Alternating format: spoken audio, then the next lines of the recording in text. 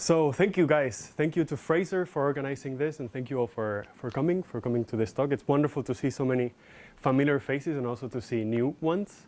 I'm very excited for the talks that we have today. So the talk that I have for you guys today, it's about font weight. More than a report on results, it's a proof of concept of sorts of a new methodology that we're developing at Typotheque to understand this. Font weight is something that it's kind of hard to define, really, because depending on who you ask, you're going to get probably a different answer. So if you ask a graphic designer, they'll probably tell you it's this drop-down with a bunch of names where you can choose from and set the weight of your text. It may be spelled out in names like this, or it may be numbers that define the points in the weight axis of the font.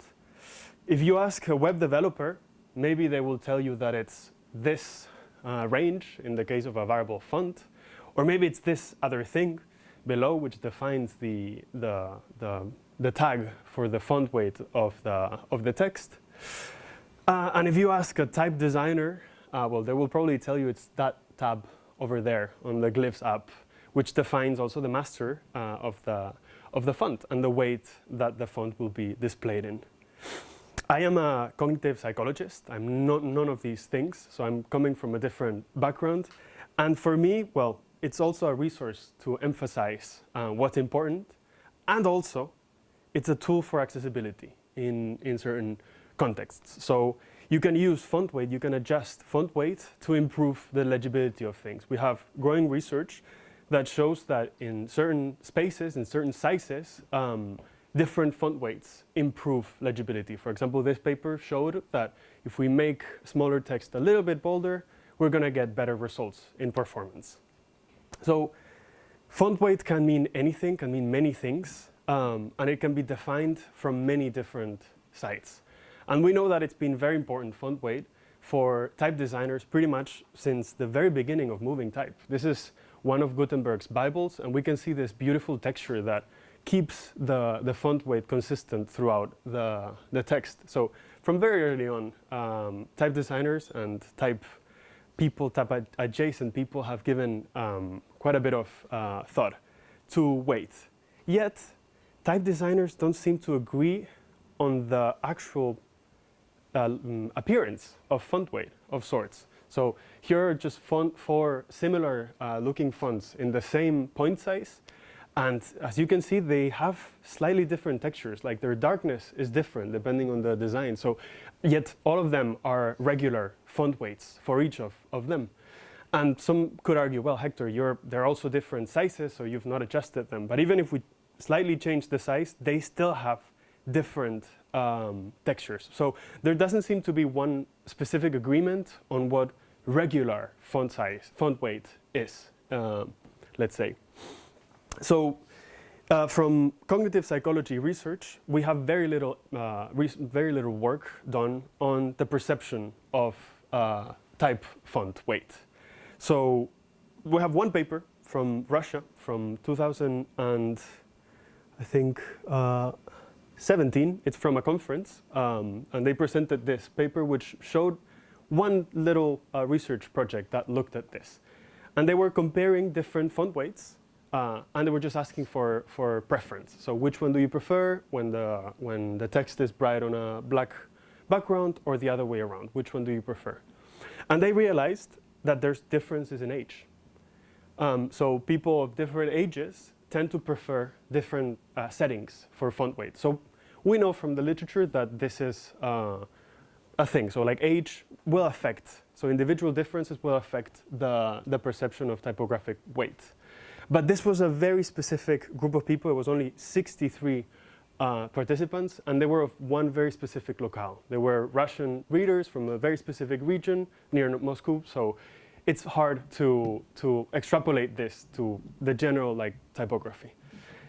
And here comes Typotheque. So I will now introduce the type of work we do at Typotheque and why we're interested in this. So Typotheque is a Dutch type foundry. We're pretty much all over though, but we're based in the Netherlands. And our strength is world scripts. So what we're good at is working with different people in different places to develop type that works there. This is our release for South Asia. This is November. It supports 16 scripts, and all of them, of course, have a weight axis. Our collection at the moment covers 29 scripts, and we plan to keep expanding it. The idea is to keep growing, but for now, this is what we work with. And I want to mention one specific example. So we were thinking about this. What is font weight? How is it culture dependent? Does the location of the reader change how they perceive typographic weight, right? And given our catalog, we were looking at this from a cross-cultural perspective, right? And so in this year, we released our new collection for Thai typefaces. We released 28 new typefaces. We had the chance to go to Bangkok, actually, to talk about it and present the new fonts. They're compiled in this book, which we also presented that day. I'll leave it here if you want to check it out later. And during this trip, we managed to go visit, to talk about this. During this trip, I kept thinking about this, about the differences in font weight and how maybe even scripts can vary the way that people perceive font weight. And I took a few pictures. These are more anecdotal than anything, but they struck me because, for example, these bottles, I was like, this is such light typography. Maybe it's for a branding purpose, but I was still shocked by it. And this is only just one word in Thai, but even if you look at how some signs are set with Latin besides it, you can see how Latin is even lighter also. They purposefully choose a slightly lighter weight of Latin to match it with the Thai, which is also lighter because of the complexity of the script. So I just kept seeing different signs, even in vernacular typography. When I was walking around Bangkok, I was also seeing how this sign, for example, for mechanic, was lighter in Thai, and also the Latin was matched to have a similar weight, and everything seemed just generally lighter than in Europe, or the place in Europe where I was, at least. The typographic landscape looked a little bit different and a bit skewed to the lighters. And this was even here with this other example, set in Latin in Calibri, and the Thai font being not Calibri, but probably Jerry is not here, so he can tell us, but it's probably, it's just a lighter typeface to match with the Latin Calibri. So this has direct repercussions to the work we do, because the fonts we currently ship Z, the two scripts like this. They look like this as of now. So maybe the case might be that we should actually ship it this way. Maybe we should ship a lighter version of Thai, or maybe altogether we should lighten the whole design space just for certain locales. So in this quest to understand this, during this year we've been conducting what we now call the typographic weight survey, which is this thing that I'm here introducing for the very first time. It's still very early, so I would love to hear comments and feedback, but it's basically a methodology. What I want to introduce here, it's a methodology to try to measure this, typographical weight perception. So how do people perceive weight, and what do they prefer in different places? So to build this infrastructure, to build this framework to understand typographical weight, the first thing we need to do is to capture the perception in different places. So to look at how font weight is perceived in different regions. And the easiest and fastest way to do that is with an online survey. So we built this simple survey that takes 10 minutes to complete, and it captures more or less the typographic weight perception of the person, of the participant. And we tried to make it as fun as possible. So we introduced this little guy called Benji. This is our office dog, and he is the guide for the survey. So throughout the survey, you're being guided by this little mascot that tells you how to complete the experiment. I'll let Benji explain a bit more of how the survey works. We start by explaining what typographical weight is, explaining what we're trying to achieve, so that even non-type designers can complete the survey and give us an estimate of how they feel with weight. The interface is rather simple, so it's only a bunch of text and 2 buttons, and you're just asked to find what feels normal, what feels natural to read. So we just try to emphasize also that there's no right or wrong answer.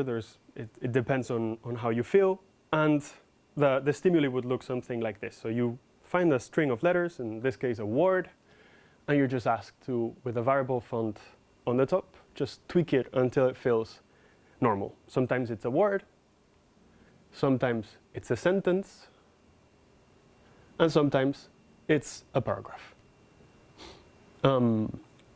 So you could probably notice that sometimes the typeface was shown at bold by default, and some other times it was shown very light by default. This is so that we're not biasing the participant to go for one specific font weight. And to make sure that we're not biasing them, we're also not showing them the design space. So instead of going with a slider where they can choose where in the slide they can go, it's a blind test. They're just shown a statement, and they're asked to just move it where it feels natural without knowing what value in the design space it is, because we expected participants to just go, well, more or less somewhere here, if they were to see the slider, right, to choose. And we were using these sentences that you may be a bit confused about, because they read, but they're not actually understandable. They don't convey any semantic meaning.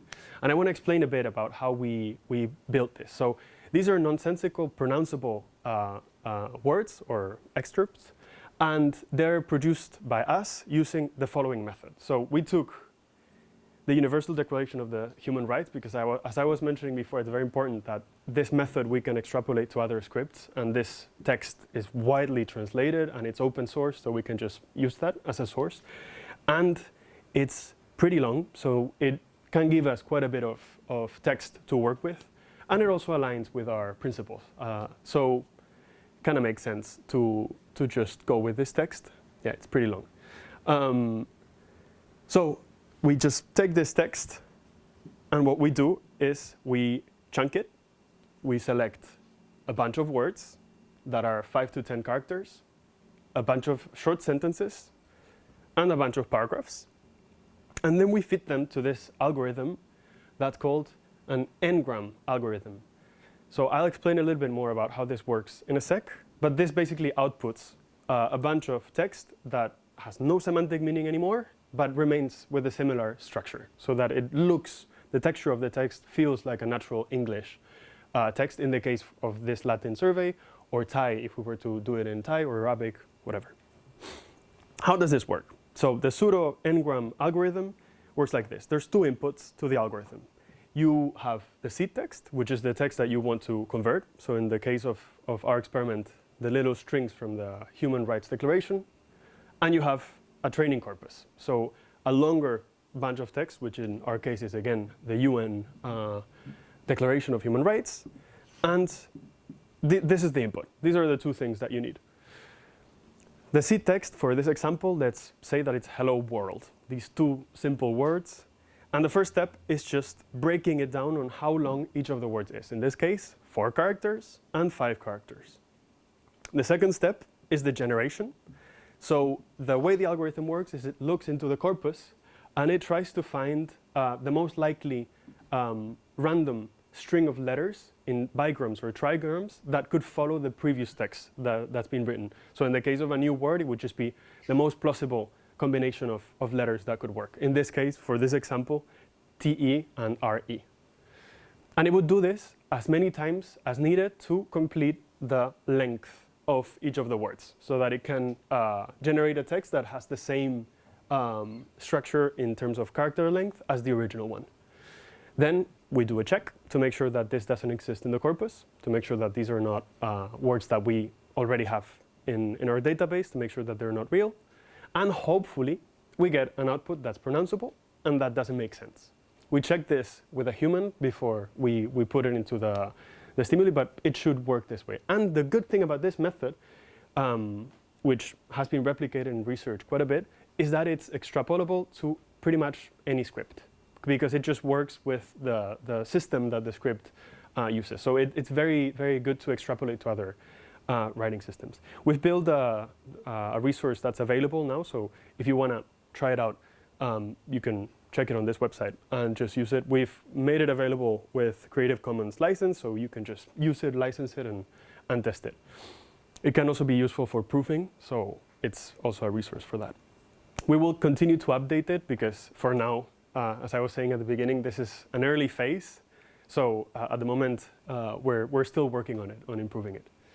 But essentially, the stimuli that we could, these are some sample stimuli from the declaration. This is how it looks. And then after the algorithm passes it through, it looks something like this, which we would set for titles or for words at 60 points, which is something that people would find in the real world. For sentences, we would set it at 40. Also a point size that is more or less natural. And for the paragraphs, we would set it at 18, which is what online newspapers more or less usually have their text at. So natural looking texts. And now we'll quickly walk you through the experiment logic of the survey so that we can say, I think I'm good with time, but let's see. So the experiment logic, we have the words, sometimes with hairline by default and sometimes with black by default. In this case, we're just going to use 6, which is one of the blocks of the survey. And with the magic of surveying, we just shuffle them in a different flow. And with this sequence, we copy it with different orders so that the same order has never been shown. And each of these is a different paragraph from the other, a different sentence and a different word. And then we would just, with quotas, so that every participant gets the same amount of each of them, we just randomize them and show all of them to all participants. And what else do we ask apart from this survey? So we collect a bunch of demographics also from people. We know that age affects this, but we also collect other things, like the location of the person. We ask them to report where they learned to read and write. And then we also ask them to report how sensitive they think they are to aesthetics using a bunch of markers, and also to graphic and type design. These are just like self-reported measurements. Like we just ask people, how proficient do you think you are with type design? This is also because Typotheque, we've launched this publicly with our own sources, so we expect a lot of people that respond to be type designers, which can be a big bias for this type of research. So this is the way we filter that. And this is one thing, the first thing that we need for this type of survey. But as you remember at the beginning, typographic weight, it's kind of hard to pinpoint from a graphic perspective. Like it's very hard to actually describe darkness of text. So the second thing that we need is some sort of measure or measures that allow us to normalize this data and make it extrapolable to other fonts. Because if with this system we can only extrapolate to our own font, and we want some ecological validity. And this is the main thing that I want input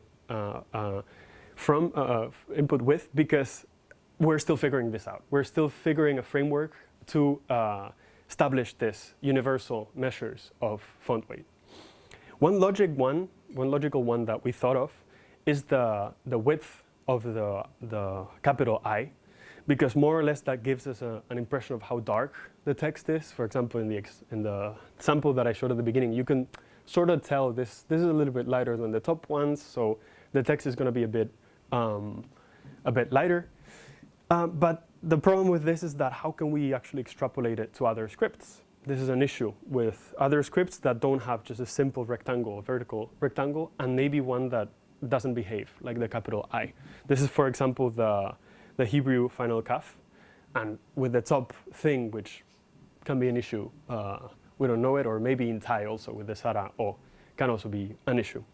We're working on this, so our wonderful engineer, Rafał Buchner, is working with me with this, on this. He made a glyphs extension that you may know, stem thickness, and he keeps developing this from a graphical or typographical standpoint, trying to measure this.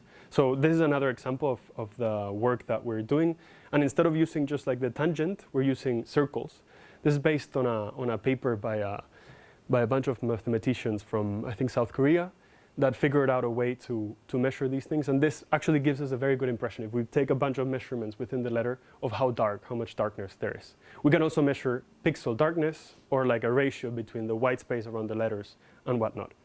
But it needs to be script agnostic. That's the main thing about this type of thing. So for now, what we plan to report is the raw design space locations. So within the Z design space where the participant chose, potentially the uppercase I, which is the second best measure, but we're open to feedback and to ideas. So I would love to hear you guys today tell me if you have any input.